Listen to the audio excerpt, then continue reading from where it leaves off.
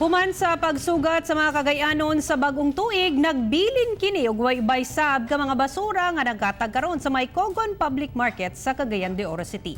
Makibalita ta kay Cyril Chavez live. Cyril.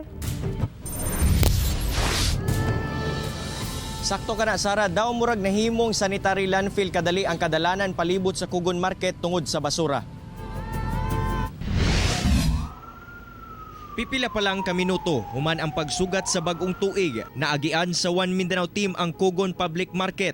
Diin makita ang gatambak nga basura sa kadalanan. Ang maong mga basura, gikan kuno sa mga ambulant vendor sa palengke. Ug tungod hanto Disyembre 31 lamang sila gitugutang makabaligya, nag-iyahay sila og hipo sa ilahang mga baligya. Apan, gipangbiyaan ang mga basurang nagkatag sa kadalanan. Gilayon kining nakaabot sa City Environment and Natural Resources Office kun Clenro. Busa paspas nila kining gihipos. Dismayado sab ang Clenro tungod daan na kuno silang nagpahimangno sa mga vendor. Gani naghatag sab sila og mga sako aron butangan sa basura apan wala ra kini natuman. Wala gyud nagtuman kay lagi behavior ni no naandan sa tao. Nalabagid na ilang pinilosopong istorya nga kung amo ning silhigan na unsa may trabaho sa manilhigay kanang mga utok.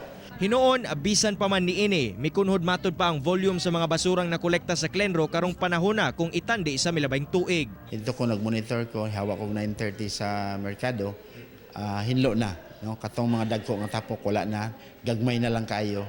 So lahi ra gyud.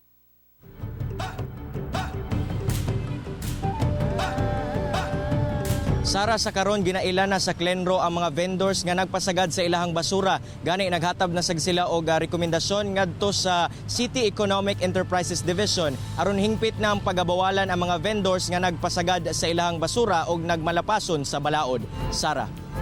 Tama yun ka na kaya dugay na gyud na nga problema sa Cagayan de Oro City. Daghang salamat, Cyril Chavez.